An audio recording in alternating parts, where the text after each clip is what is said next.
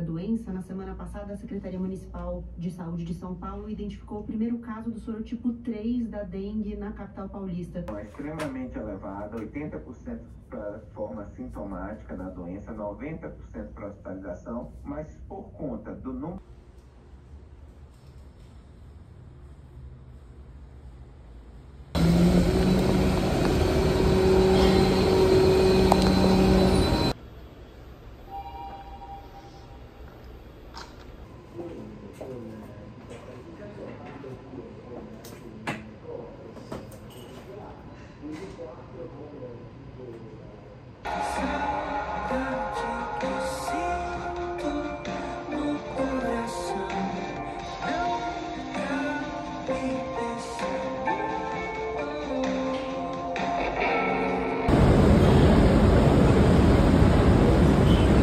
Escolheu fazer um projeto gráfico. A solidão, só ela com o carro, e é repugnante num nível que ela carrega um rato morto dentro do porta-luvas do carro.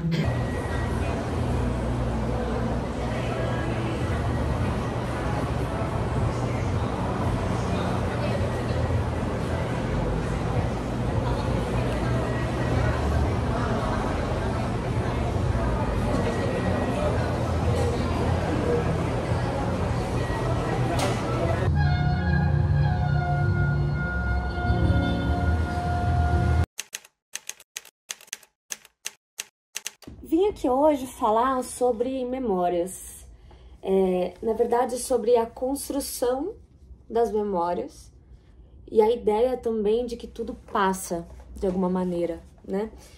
Eu tava ontem, entrei num vórtice de escutar músicas antigas, né, que eu escutava na minha adolescência, e aí acabei chegando nas músicas da minha ex, né? E como toda pessoa...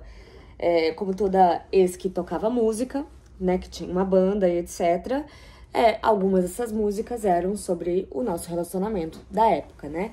Quem já se envolveu com alguém que faz música, compõe música, sabe que invariavelmente em algum momento da vida terá uma música dedicada a você. Se a música vai ser boa ou se vai ser ruim, não sei, né? Se vai falar bem de você ou vai falar mal, não sei, vai tudo depender. Eu tenho uma série de músicas, a maioria, falando mal, mentira, não, tem umas até boazinhas, mas foi muito engraçado, porque a música que eu cheguei, que eu tava escutando, na verdade, falava sobre a menina que ela se apaixonou, que a minha ex tinha se apaixonado, e que tinha me largado pra ficar com essa menina. E essa menina era modelo e tava indo morar na China. Então, a música meio que falava sobre isso, que elas tinham demorado pra se encontrar, mas que, enfim. E o mais interessante disso, vocês vão entender o que tudo isso tem a ver com literatura. O mais louco disso é que uns fãs, na época, fizeram um vídeo que era muito comum, vou entregando minha idade, que era muito comum essa questão de foto-vídeo, sabe? Um slide show, assim, né? E aí colocavam várias músicas, várias fotos dessa minha ex, e aí, pra essa música específica que ela fez pra mim, né, que ela tava apaixonada, que ela tinha me largado, e aí tinha... E não era um relacionamento público de ninguém, assim, porque na época também era meio difícil, não era uma coisa... A gente não expunha muita coisa na internet, né? E aí a foto que colocavam era uma foto minha com ela, e logo depois um efeito assim, aí botava a foto da minha ex com a menina que ela tava apaixonada, que tava indo pra China. Isso foi há 900 milhões de anos aproximadamente, né? E aí tem essa música aí que continua reverberando, né, a ponto de que, sei lá, são 15 anos já, mais ou menos, que isso aconteceu, né? Um pouquinho menos de 15 anos. Então, muita coisa passou por debaixo dessa história, né? Eu falo com essas duas pessoas ainda. Acabou que ela não foi pra China, a menina, e acabou que eu comecei a namorar essa menina, inclusive, o que é bem comum, chama rebuceteio no mundo LGBT. E hoje, inclusive, essa pessoa poxa, foi morar fora e depois voltou e hoje é um homem trans.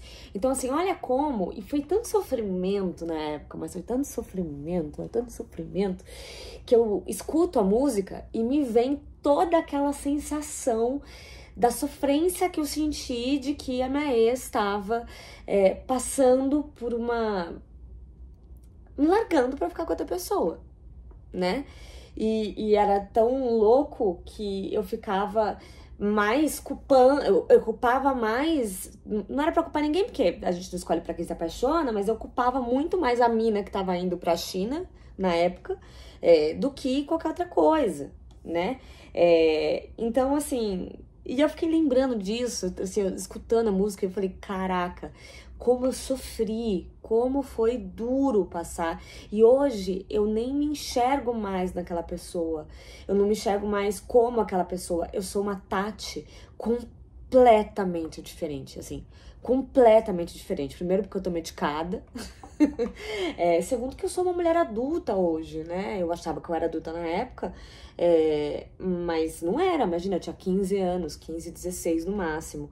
Então, assim... Muita coisa aconteceu, né? Eu aprendi muito, eu errei muito, né? Enfim, passei por muitos relacionamentos, por muitas histórias, por muitas vivências. E aí, hoje, eu tinha médico de manhã e li em uma tacada só o Lugar, da Annie Ernaux.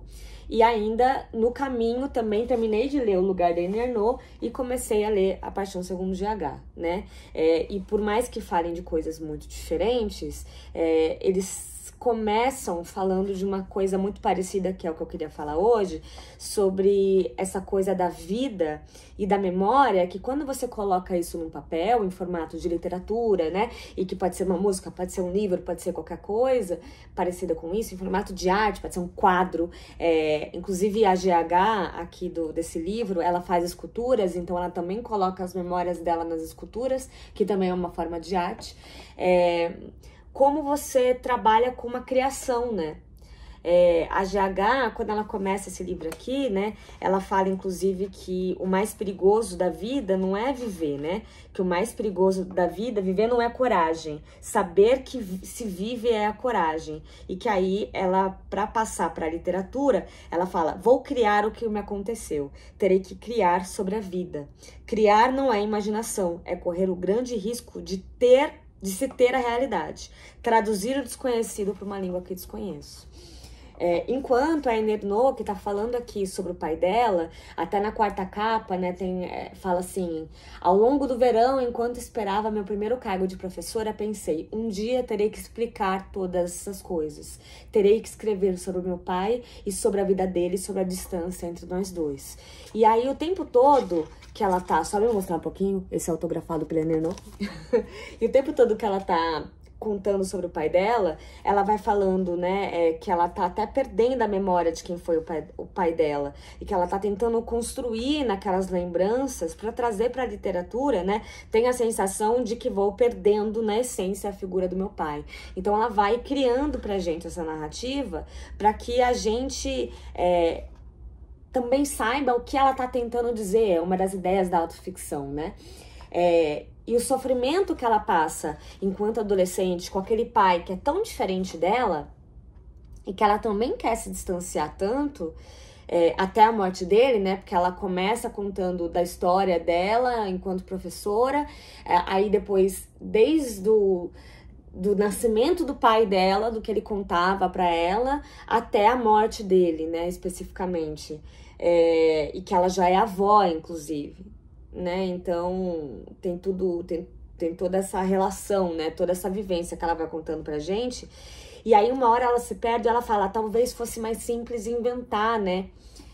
Na hora de contar todas essas histórias, porque tudo que ela fala sobre o pai é o olhar dela e o desespero dela, e quando ela fica brava, ela fala, eu nem lembro mais exatamente o porquê que aquilo estava me tocando tanto, por que aquilo me incomodou tanto, e como isso hoje já são só lembranças e memórias que nem fazem mais sentido exatamente, né? E por isso que a Clarice fala, muito bem falado, através dessa personagem dela, que é a GH, que o perigoso da vida, né? O que leva a coragem da gente não é viver.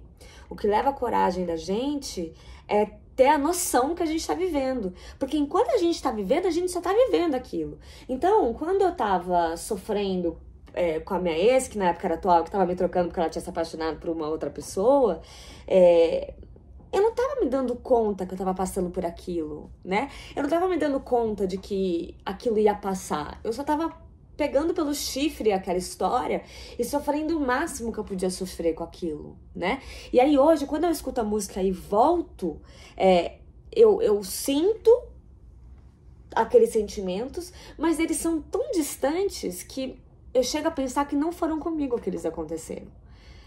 De tão distantes que eles são.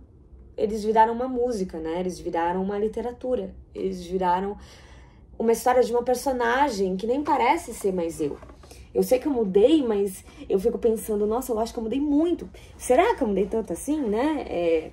Ou será que isso não é só o criar essa história, né? Criar dentro da minha própria história com base no que eu vivi. E para isso servem, né? As fotos, a literatura, os livros, esses vídeos aqui. Enfim, livraço esse lugar da Enernou, viu? Mas esse A Paixão Segundo GH aqui está me trucidando. Inclusive, acontece uma coisa que eu não vou falar o que, né, pra vocês, mas a GH, ela fala logo no começo que antes dela entrar no quarto da empregada e ver uma coisa que ela viu, né, ela só era a GH e ela se contentava muito em ser apenas o seu nome. E se contentava muito, era suficiente ela ser só isso, ser só a GH. E que quando ela começa a pensar quem ela é, que é o problema. Pensem nisso.